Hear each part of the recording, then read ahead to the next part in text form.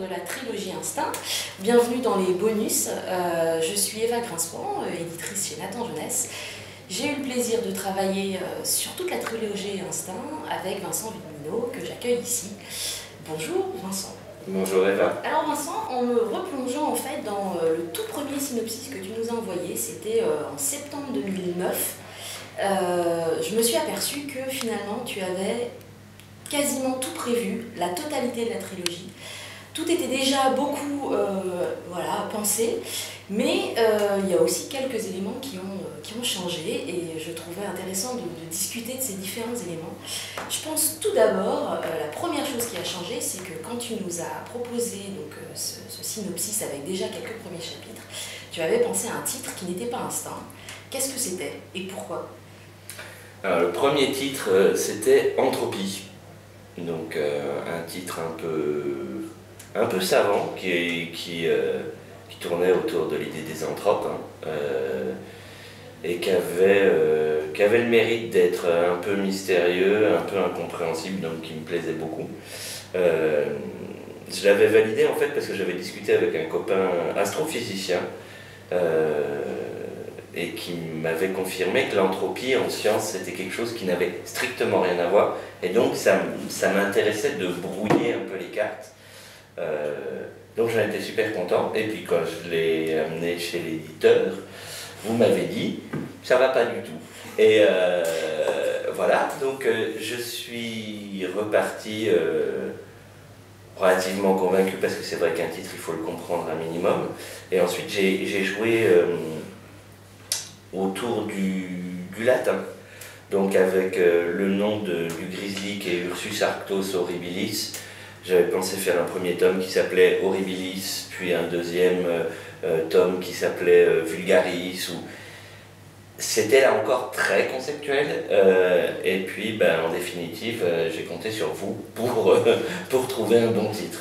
Alors nous, ce qui nous plaisait bien, c'était l'idée d'un mot, parce que c'est quand même un livre qui commence avec un choc, où il y a voilà, vraiment une vraie force, et puis c'est le sujet aussi de la trilogie, c'est comment gérer la violence qu'on a en soi, et donc on aimait beaucoup l'idée d'un seul mot, on aimait beaucoup aussi l'idée de garder ce mot-là sur l'ensemble de la trilogie, de ne pas forcément avoir beaucoup de sous-titres. On trouve des sous-titres dans les parties des différents romans, mais c'est vrai qu'ensuite on a travaillé un peu sur l'idée de, c'est un petit peu venu comme ça au fur et à mesure de nos discussions, de finalement de quoi on parle de l'instinct vraiment en nous, cet instinct animal, et puis parfois aussi cet instinct plus humain. Donc c'est vrai que c'est comme ça qu'on en est arrivé à ce titre qui, il me semble, t'a pas déplu. Ouais, non, j'ai beaucoup aimé, et l'anecdote assez rigolote, c'est que un certain nombre de lecteurs chez Nathan, tombant sur le manuscrit avant qu'il paraisse et ne connaissant pas l'auteur, vous disaient alors c'est bien Instinct. Et donc manifestement les gens, du fait que le titre est le même en français et en anglais, pensaient que c'était un roman américain, ce qui est très chic, voilà, même si je crois qu'il a un vrai caractère de littérature française, par ailleurs, mais c'était marrant, comme on s'est rendu compte, sans l'avoir prévu, que ça fonctionnait aussi sur ce plan-là. On nous l'a beaucoup dit, et c'est vrai que moi j'ai souvent dit mais non, il s'agit d'un auteur français, mais c'est vrai qu'il a le rythme des thrillers anglo-saxons, et en même temps vraiment toute la psychologie des personnages, elle est vraiment caractéristique de la littérature française, et tout l'environnement aussi, que tu as voulu le plus réaliste possible, même si c'est du thriller fantastique, elle est aussi tout à fait caractéristique de la littérature française. Autre chose qui a changé en fait, quand on s'est replongé dans la description des personnages, je me suis souvenu que Flora, au départ, ne devait pas se transformer en chatte. Alors, en quoi est-ce qu'elle devait se transformer? Et pourquoi on a changé finalement? Au départ, elle devait se transformer en chienne, Flora. En fait, j'avais cherché un animal. Ce qui est important, c'est que Flora Argento, elle a honte de sa métamorphose. Elle a honte pour plusieurs raisons. D'abord parce qu'elle survient pendant ses règles et qu'elle n'assume pas complètement. Et puis je voulais un animal qui d'une façon ou d'une autre lui fasse un peu honte et qui soit un peu corrélé avec ça. Voilà. Et Et il y avait un côté un peu ironique. C'est vrai que chienne, il y a un côté très soumis, et puis il y a même un côté insultant. Quand une fille se fait traiter de chienne, c'est pas très valorisant. Voilà. Donc j'étais parti là-dessus, sur une métamorphose qui lui fait un peu honte, avec un animal un peu trop soumis pour son caractère. Et puis une connotation, y compris un peu sexuelle dans l'animal. J'ai finalement trouvé, puis en discussion avec vous, j'ai trouvé que ça allait un peu loin, qu'on pouvait avoir des choses similaires avec la chatte, parce qu'il y a aussi des connotations évidentes dans plein de cultures au moins européennes, voilà, à la fois d'animal domestique, d'éventuelles connotations sexuelles qui pourraient lui faire honte dans le cadre de sa métamorphose. Donc c'était intéressant. Et en même temps, il y a un côté plus sauvage. Et puis il y a un côté porte-malheur, parce que c'est un chat noir aussi, Flora. Et ça, je trouvais ça intéressant, qu'elle porte la poisse, ou en tout cas qu'elle en soit persuadée. Ça me plaisait bien. Et puis dernière chose, une fois je suis tombé, j'écrivais sur des images de Catwoman et ça me plaisait bien de l'appeler Catwoman. Alors là, ça m'a décidé définitivement. Après, certains lecteurs ont trouvé que le fait d'avoir mis une image de Catwoman dans sa chambre avant, ça dévoilait trop sa métamorphose. Ouais, mais je pense que c'est bien dans son caractère, et puis de temps en temps, c'est le caractère des personnages qui décide et pas forcément le suspense qu'on veut ménager. On ne peut pas le ménager tout le temps. Et puis nous, on a remarqué que les lecteurs réagissaient tous très différemment. Ouais. Il y en a qui avaient tout de suite percuté sur Catwoman, d'autres qui trouvaient qui pensaient plus que ça avait un côté un peu super-héroïne, hackeuse, qui travaille dans l'ombre. Il y en a qui n'ont pas du tout repéré l'allusion. Et en revanche, nous, on trouvait vraiment sympathique je sais pas si sympathique c'est le terme, mais le fait que ce soit une chatte, le rapport du coup de force entre l'ours qui est Tim et la petite chatte, à la fois il y a quelque chose d'extrêmement sexy, de félin, ça c'est vraiment sympathique chez Flora, mais le rapport de force du coup est encore plus fort que si ça avait été un ours et une chienne, et ça on trouvait ça vraiment aussi intéressant, c'est qu'il doit gérer sa propre immense force face à un animal qui est lui beaucoup plus fragile. Ouais, puis il se passe des choses. Alors, entre l'ours et la chatte, oui, mais entre le jeune homme et la chatte, il se passe des choses. On a plusieurs scènes où elle tourne autour, elle hésite à se faire caresser ou pas, avec l'évident poids que ça a pour une jeune fille de se faire caresser, mais aussi l'évident instinct qu'a un chat à aller chercher une gratification, une caresse, etc. Et il y a un truc non seulement rigolo, mais intéressant là-dedans. Voilà, son instinct à elle, c'est pas de tuer comme Tim, mais c'est une certaine dépendance affective et sensorielle, comme disent les vétérinaires un peu savants, qui va la pousser à aller se faire caresser. Et son caractère indépendant la pousse plutôt à dire garde tes distances, mon gars. Donc là, je pense qu'il y a un truc intéressant. Et ça installe une sensualité en plus. C'est Ouais. vrai que le fait que Tim, il caresserait pas un chat comme il caresserait un chien. Le chat, il peut la soulever, il peut la caresser, la câliner. Le chien, c'est souvent dans un rapport un petit peu plus joueur. Et cette sensualité-là, elle était vraiment intéressante. Ouais, sur un chat, il y a de l'électricité statique, quoi. Voilà. C'est ça, c'est vraiment ça. Ça fait des étincelles. Une chose qui n'a pas changé du tout, et pourtant ce n'est pas faute de nous avoir posé question, c'est que depuis le début, tu avais prévu que Sharif serait un homard. Alors, pourquoi un homard ? Et puis peut-être que nous, je te dirais comment on a réagi à l'époque, comme tu l'avais constaté. Le Sharif, c'est un personnage que je voulais handicapé par sa métamorphose. Je voulais une métamorphose qui survienne très fréquemment, plusieurs fois par jour, Et clairement, si on part du principe que les métamorphoses c'est lié au sang ou à la lune, ce que disent grosso modo toutes les mythologies, le rythme lunaire le plus fréquent c'est celui des marées. Donc il me fallait un animal marin qui puisse quand même vivre à l'air libre parce que j'étais sinon très ennuyé avec un personnage que je devais trimballer en aquarium. C'était pas simple. Donc voilà, et là je voulais une métamorphose ridicule. Vers de terre, etc.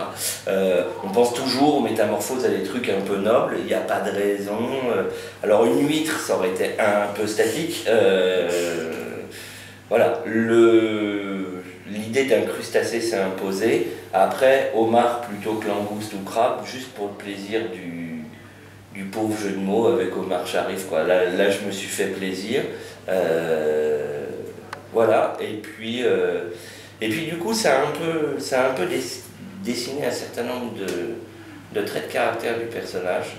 En fait, tout est né un peu en même temps. Donc Omar, le prénom Sharif, le côté cuisinier, parce que je me suis dit que ce gamin qui risque d'être cuisiné chaque fois qu'il est la moitié de sa vie, parce que si on tombe sur un Omar, le premier réflexe qu'on a, c'est de le cuisiner. Je vais en faire quelqu'un qui aime cuisiner, qui utilise la cuisine quasi comme une arme de guerre pour réconcilier les gens, pour mettre des sujets sur la table avec le fameux tagine de la mort. Donc ça a d'emblée dessiné un personnage qui était très cohérent, très abouti, et en même temps qui était super risqué, quoi. Voilà, c'est nos discussions, ça passe ou ça casse. Ouais, c'était notre réaction. Donc c'est vrai que la première fois, quand tu nous as dit ce sera un homard, on s'est dit, bon, le jeu de mots nous faisait plutôt rigoler, on s'est dit ça amusera ceux qui le repéreront d'emblée, mais on s'est dit un homard vraiment, est-ce qu'on risque pas le ridicule? Et puis, et moi je sais qu'il y avait une petite part qui me plaisait dans l'idée que ça pouvait apporter un peu de cocasserie. Mais en même temps, on se demandait vraiment, et effectivement, tu nous avais dit moi j'y crois, vous verrez, vous jugerez sur pièce, effectivement ça passe ou ça casse. Et on s'est vite rendu compte que non seulement ça passait, mais pour beaucoup d'entre nous, c'est nos personnages préférés en fait. C'est un capital sympathie immense. C'est un personnage qui a bouffé un peu la trilogie, au moins les 2 premiers tomes. Et il se passe un truc intéressant dans le 3e, il y a pas mal de lecteurs qui m'ont dit ah c'est dommage, Sharif il est en retrait, etc. En même temps, même si un personnage est cocasse, même s'il a un côté quasi de cartoon, quoi, où entre le samouraï, le gamin avec la capuche sur la tête et des armes à la main, il y a un côté extraordinaire, et en même temps, c'est un personnage qui encaisse au cours de sa vie précédant la trilogie, et puis au cours de la trilogie, une série de chocs qui font que il est traumatisé. Et voilà, et ça c'est un autre truc moi qui m'intéresse quand on fait une trilogie, c'est qu'on n'ait pas des personnages identiques du début à la fin. Et je voulais que chaque personnage soit changé en bien, en mal, en traumatisme, en apprentissage, en initiation par les différents tomes, et que Sharif il est moins rigolo à la fin du tome 3 qu'il ne l'est au début du tome 1, mais en même temps un gamin qui a vécu l'enfermement, la presque mort, le décès de son père adoptif, s'il reste identique, il est monstrueux. Et Sharif est fou, mais n'est pas monstrueux. Voilà. Ouais. Et tu te souviens d'ailleurs, dans le travail de l'édition, on s'est rendu compte à un moment que ce personnage il prenait tellement d'ampleur que parfois on t'a dit attention, là le narrateur et le Sharif sont presque en train de se confondre. Il y a eu des moments. Quand j'écrivais comme Sharif l'aurait écrit. Ouais. Il bouffait tout. C'est intéressant un personnage comme ça, c'est envahissant, mais c'est super intéressant parce que ça veut dire que Ça veut dire qu'il existe vraiment dans ma tête, sur le papier, dans la tête des lecteurs. Il prend une place phénoménale. Et moi, il me touche beaucoup. Il me touche beaucoup et ouais, ben, ceux qui nous écoutent le savent. Moi, sa mort m'a profondément remué, quoi. Après, je crois que c'est ce qu'on pouvait lui souhaiter de mieux, vu sa vie. Alors, une autre chose qui a évolué dans le roman, qu'on t'a un peu fait souffrir, c'est pas tellement que ça a évolué, c'est qu'il y avait quelque chose dans le tome 2 qui était dans le déroulé de l'intrigue, mais qui n'existait pas en tant que scène. C'est quand Tim et Flora se mettent enfin ensemble, deviennent enfin un couple. Nous, éditrices, nous lisons le tome 2 et à notre grande stupeur, il n'y a aucune scène de baiser. On ne les voit pas s'embrasser. Et donc, je crois que tu as dû recevoir de ma part un manuscrit à noter avec en marge le baiser, le baiser, le baiser. Et on t'a dit, c'est pas possible, ce baiser, on l'attend depuis. Notre cœur de Mélinette l'attend depuis des mois maintenant. On peut pas passer à côté. Et on t'a demandé de le rajouter. Et d'ailleurs, je suis retombée sur un petit mail que tu nous as envoyé. En fait, tu étais en train d'écrire le tome 2 juste au moment où le tome 1 est sorti. Donc, tu nous avais envoyé un petit mail intitulé La peau de l'ours, parce qu'il s'agissait de ne pas la vendre avant voilà, on ne pouvait pas encore vendre le livre avant de l'avoir totalement publié. Tu nous disais merde, et on se disait merde mutuellement pour la sortie. Et dans le post-scriptum, tu nous disais d'une part, le tome 2 sera pas mal, je crois, ça se précise. Et en deuxième PS, la scène du baiser m'emmerde vraiment. Merci. Et donc je voulais te demander, qu'est-ce qui avait été aussi difficile? Pourquoi tu avais eu autant de mal tu l'avais esquivé au départ pour une scène dont finalement, nous, au résultat, on est très contents? Parce que c'est très dur à... Enfin, moi j'avais écrit avec une ellipse. Leurs deux visages se rapprochaient, et puis chapitre suivant, c'était fait. Boum. Facile, voilà. Tranquille, voilà. Et nous, on se disait, on ne peut pas passer à côté d'un premier baiser aussi intense. Ouais, mais un premier baiser... Moi, mon premier baiser, je ne peux pas le raconter. Voilà, parce que... ou alors, il me faut une encyclopédie.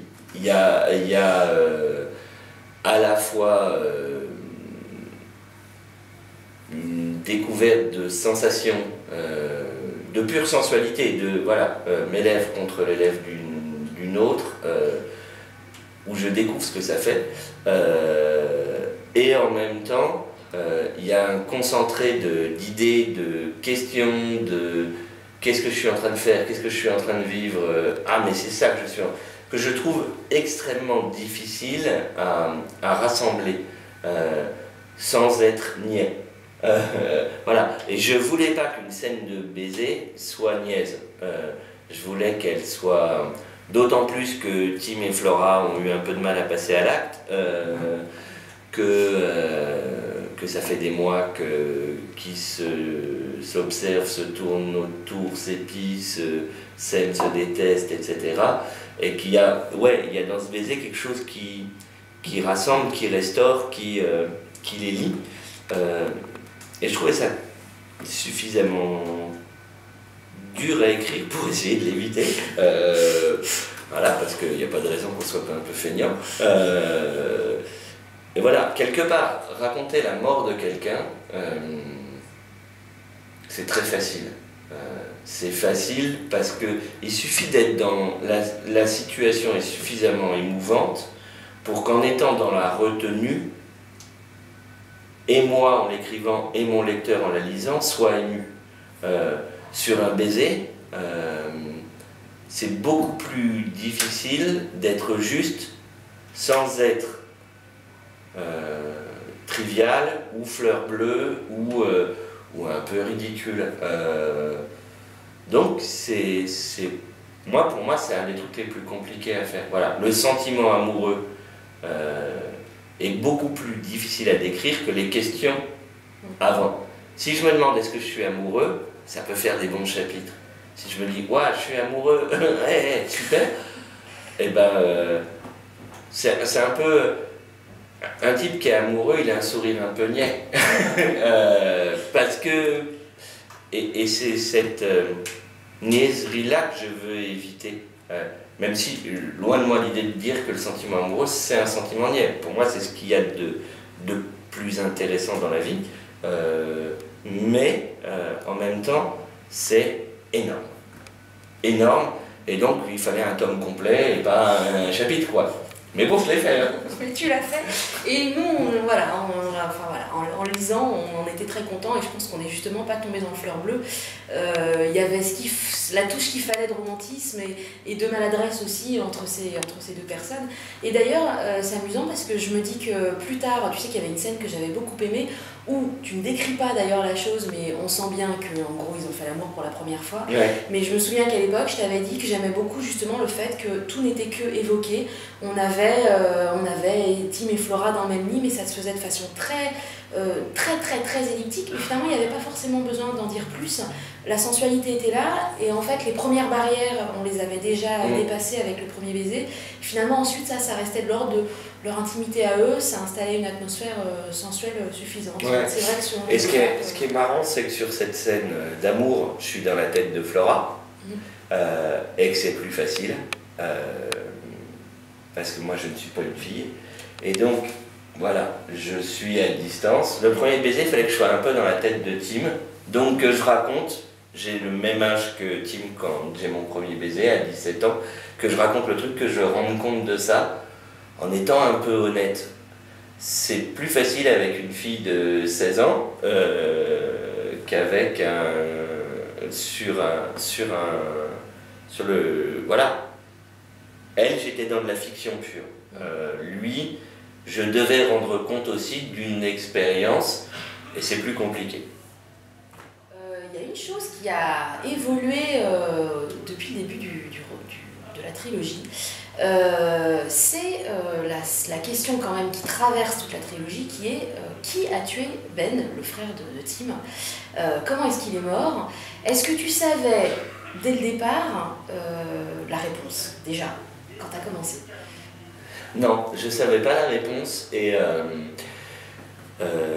quand j'ai commencé la trilogie, je savais que j'avais 2 ans de boulot devant moi, avec un synopsis, un scénario déjà, tu l'as dit, très écrit, très ficelé. Et j'avais besoin de me laisser des choses à découvrir, moi, sur ce roman. Donc je m'étais dit, mais ça je ne le tranche pas. Je le trancherai au tome 3.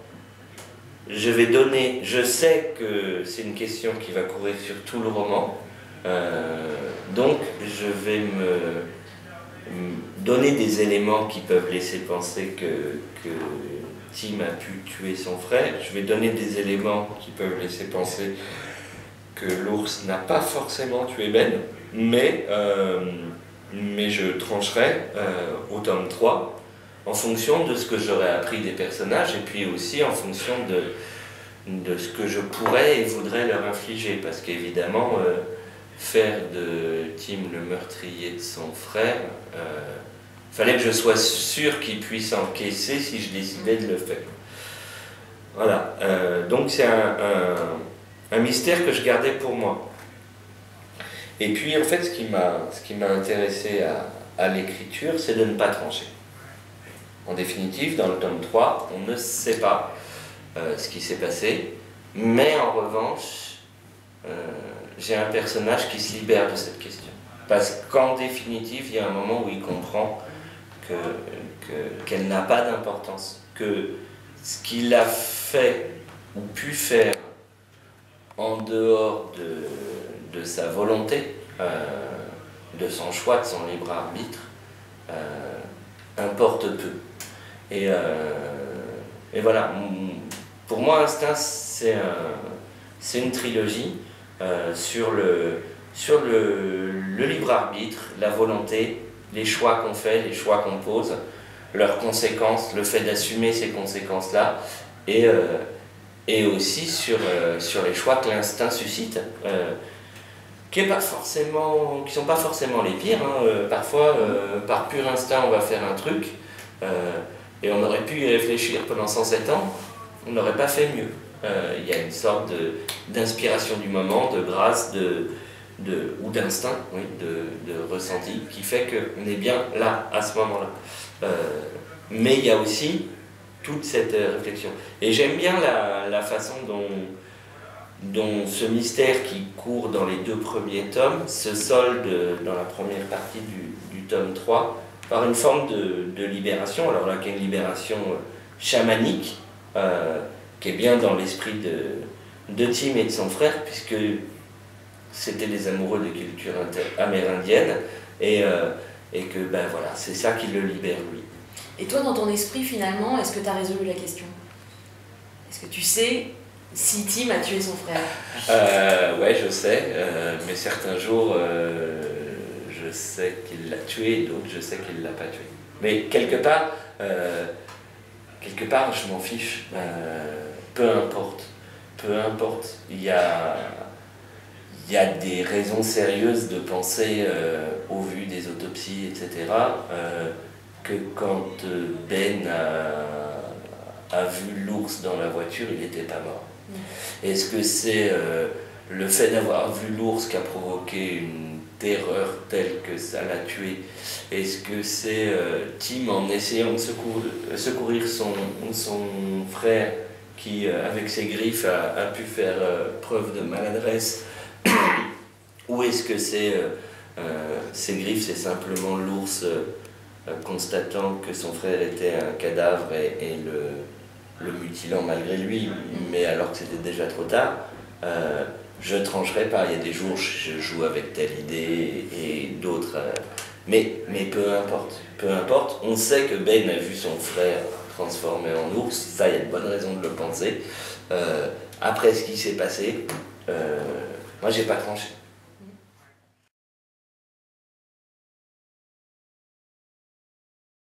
Alors, à nos amis lecteurs qui ont lu la trilogie, vous pouvez rester. Attention à ceux qui commencent tout juste, parce que là, on va peut-être parler de grandes révélations, en particulier de la fin. Je voulais te demander, en fait, Vincent, il y a une chose qui a changé, c'est la fin de la trilogie. On savait à peu près où on allait quand tu as initié le projet. Et puis, tu m'avais dit, quand tu étais en train d'écrire le tome 3, au milieu du tome 3, il me semble, tout d'un coup, la fin a pris une autre tournure. Et tu as proposé une fin qui est différente que celle à laquelle on s'attendait. Je veux bien que tu nous dises en 2 mots laquelle et pourquoi tu t'en es arrivé à cette fin-là, à me proposer cette première fin-là. En fait, pour vous sachiez bien le truc, la mort de Sharif, je savais dès la première ligne du premier tome que Sharif allait mourir. Parce que c'était inscrit dans ce qu'il allait vivre, dans ce qu'il allait traverser, et pour lui c'est une forme de libération, de mort de samouraï aussi, voilà, et que je vois pas quelle destinée je pouvais lui inventer. En revanche, dans le synopsis, Flora et Tim partaient main dans la main à la fin, après s'être vengés. Et puis, ce dont je me suis rendu compte en écrivant le tome 3, c'est qu'il y avait un motif qui courait sur les 3 tomes, c'était l'idée que la vengeance entraîne la vengeance, que la violence nourrit la violence, voilà. Et en faisant de Tim un vengeur, logiquement, il y avait un caractère tragique à cette violence qui engendre la violence, et il devait en être victime, il devait être broyé par ça, lui aussi. Sinon, on tombait dans du super-héros, que la violence est mal, d'ailleurs je vais tuer tous les violents. Et là, on est dans n'importe quoi, on est dans justification de la peine de mort, de toutes ces choses-là. Voilà, les méchants c'est pas bien, donc on les tue. mais gentiment. Ça m'intéressait pas, c'était pas dans l'esprit du roman, et donc il y a quelque chose qui s'est imposé, qu'en faisant de Tim quelqu'un qui va utiliser la violence parce que c'est dans sa métamorphose aussi, pour solder les comptes, venger Sharif, etc., il devait en mourir. Et ça s'est imposé de façon évidente, et j'ai écrit cette fin où Tim mourait de cette vengeance. Voilà, c'est ce que je vous ai proposé. Je savais que c'était très dur par rapport à des lecteurs qui avaient pu s'attacher au personnage. Dans du 2 sur 3, bon, 1 sur 3, on est dans le quota, mais 2 sur 3, ça commence à faire beaucoup. Surtout, et puis ce qui était le plus dur peut-être, c'était pour Flora, parce que Flora est sortie d'elle-même, de chrysalide, elle est devenue papillon, elle a accepté d'être amoureuse, elle a accepté de s'exposer, elle a accepté de sortir de son autisme, elle a accepté, y compris de faire confiance à un garçon qui parfois n'expliquait pas pourquoi il faisait les choses et elle le suivait parfois aveuglément. Et là, du coup, elle se retrouve à la fin seule. Et nous, on avait trouvé ça particulièrement dur pour elle. C'est terrible. Il lui reste, grosso modo, comme solution, soit de vivre sa vie entière avec cette plaie béante, voilà, cette absence de la moitié d'elle-même, soit de se suicider. C'est vrai que c'est une alternative qui ne fait pas rêver. Nous, on avait trouvé, alors la fin que tu avais imaginée, elle est spectaculaire, et elle a, j'ai envie de dire, même presque quelque chose de jouissif, parce que c'est vrai qu'il y a la toute-puissance aussi de l'auteur de pouvoir tuer ses personnages, et puis surtout, c'est la surprise ultime, quoi. C'est vraiment, vous êtes attachés, et ben voilà vers où. Et puis moi, je ne vais plus travailler avec eux, et vous non plus, d'une certaine manière. Ils disparaissent aussi avec la fin de l'histoire. Mais c'est vrai que moi, j'avais trouvé particulièrement dur ce qui allait arriver à Flora, surtout qu'en plus, on sentait vraiment que Tim, c'était pas juste un amour, c'était... On dit clairement que c'est l'amour de sa vie. Donc sans lui, elle est en plus c'est une jeune fille rebelle, elle peut être d'une certaine violence, et on a vraiment peur pour elle, quoi. On se dit, si Tim n'est plus là, elle a plus de raison de vivre. C'est quelqu'un d'assez excessif. Et c'est vrai que nous, on était revenus vers toi en disant, même si la fin est spectaculaire et qu'elle fonctionne, je sais que moi, ce qui m'avait gênée, c'était de me dire...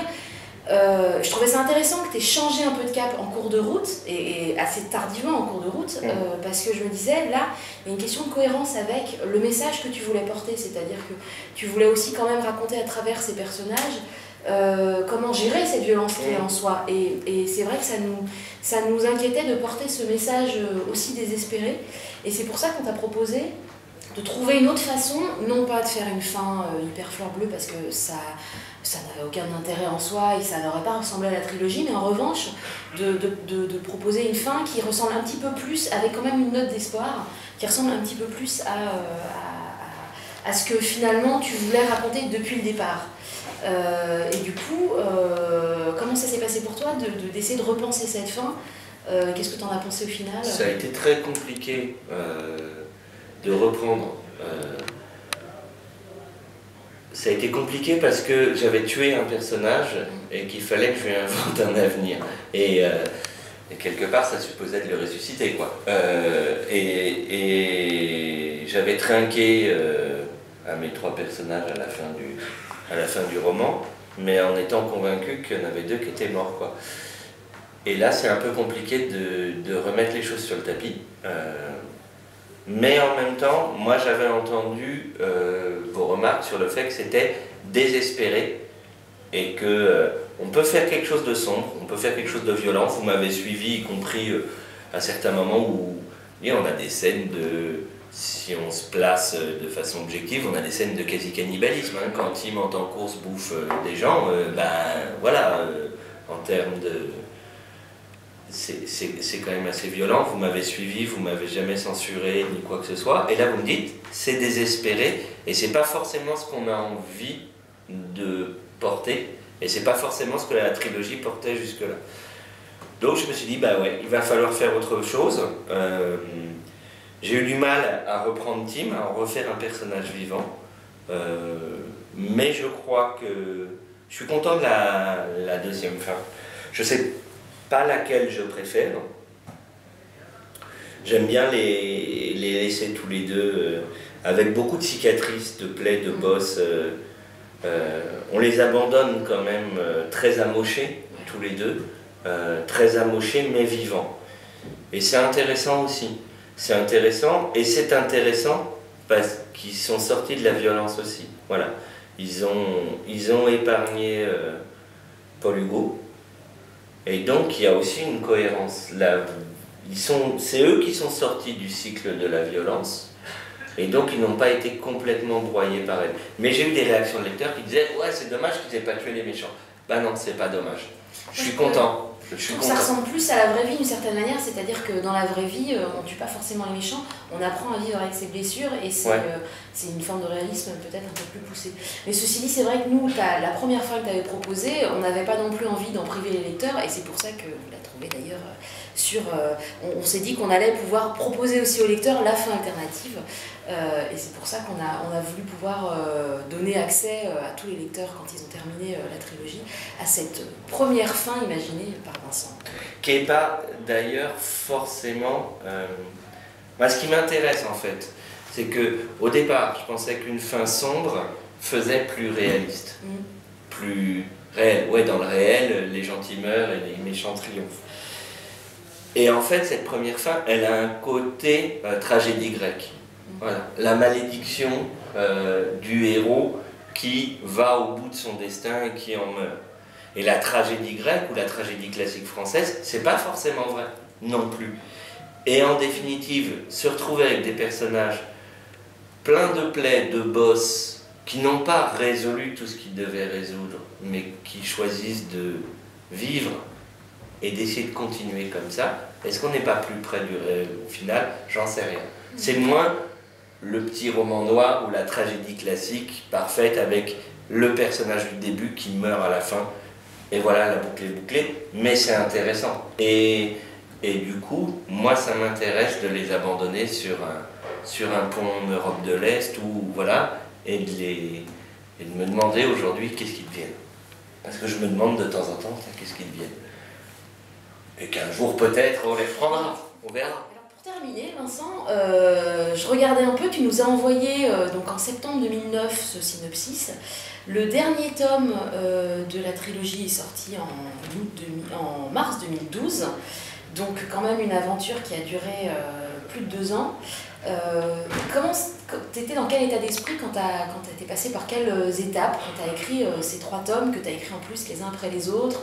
On a retravaillé le tome 1 pendant que t'écrivais le tome 2 et ainsi de suite. Comment ça s'est passé pour toi?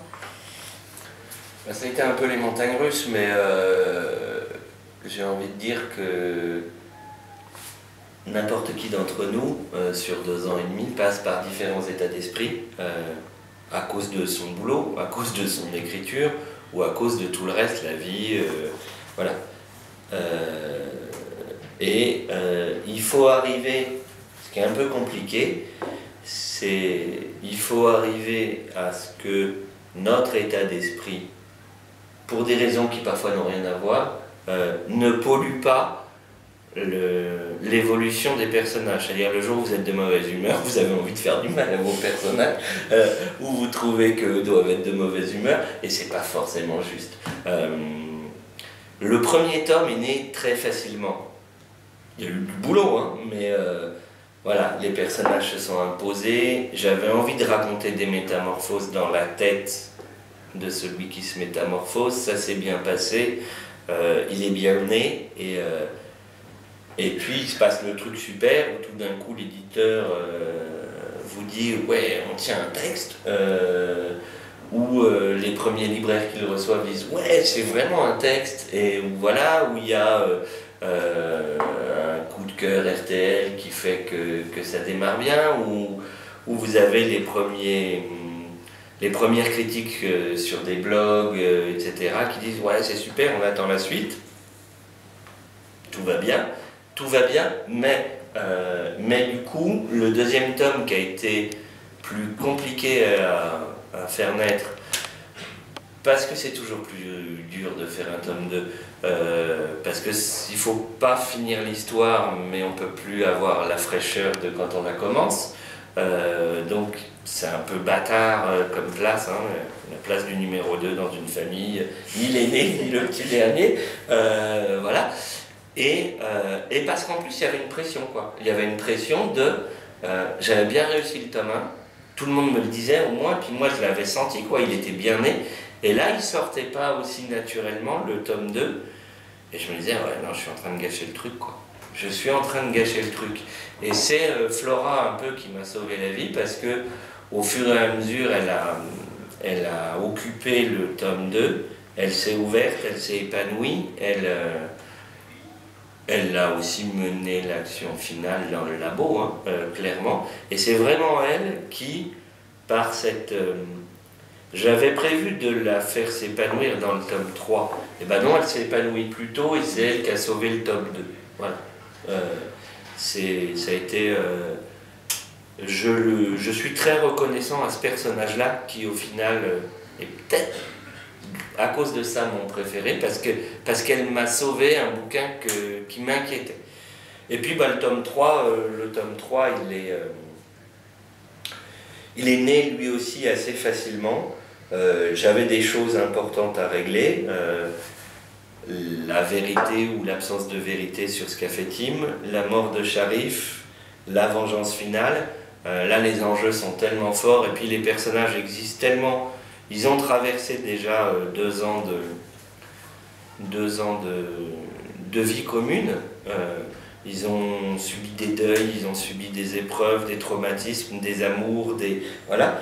Donc quelque part, là, leur psychologie, il n'y a plus de questions à se poser. Il n'y a plus qu'une question à se poser sur un tome 3 quand les 2 premiers ont bien marché en termes d'écriture. C'est quel personnage raconte quelle scène. Voilà. Et si je sais que je suis dans la tête de Sharif pour raconter telle scène, bah, son caractère, sa psychologie, etc., à ce moment-là, ils s'imposent et ils font que je vais le raconter d'une certaine façon.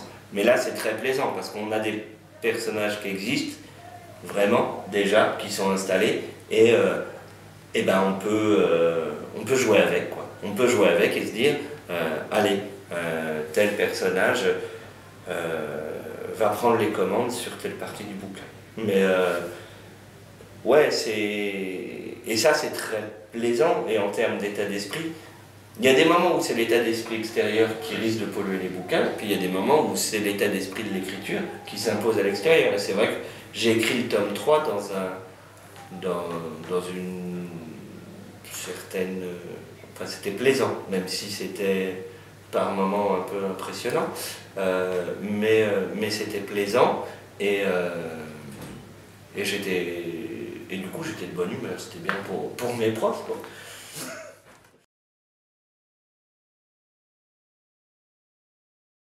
Et alors, là on a parlé pas mal de ton travail d'écriture, mais tu t'es aussi beaucoup retrouvé face aux lecteurs, dans les salons, dans les interventions diverses. Comment ça s'est passé, ça, ta rencontre avec ton public? Bah, c'est très touchant, très émouvant, très enthousiasmant. C'est un vrai dopant, un produit légal pour se redonner la pêche quand on écrit. Hein.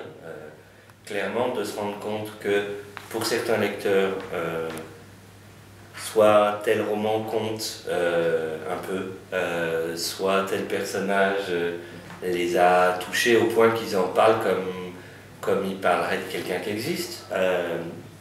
Il y a un côté très... Oui, moi j'en suis fier et j'en suis très reconnaissant. J'en suis très reconnaissant d'avoir reçu le livre comme j'avais voulu le donner. Et du coup, il y a eu des très belles rencontres en librairie, il y a eu des très belles rencontres en salon, et il y a des très belles rencontres aussi sur Internet. Ça, c'est un truc qui est relativement nouveau, hein, toute cette blogosphère. Moi, quand j'avais écrit mes premiers romans, ça n'existait pas, et aujourd'hui, c'est massif. Et du coup, on se retrouve avec 200, 300, parfois plus, retours, mais qui sont des vraies critiques. des critiques argumentées, bossées, parfois sévères, parfois qu'on peut trouver parfois injustes, parfois extrêmement généreuses aussi. On peut trouver parfois même qu'elles le sont trop, mais en tout état de cause, c'est une franchise à laquelle on ne peut pas se dérober. Voilà. Ce que les lecteurs n'ont pas aimé, ils le disent cash. Ce qu'ils ont aimé, ils s'enthousiasment vraiment.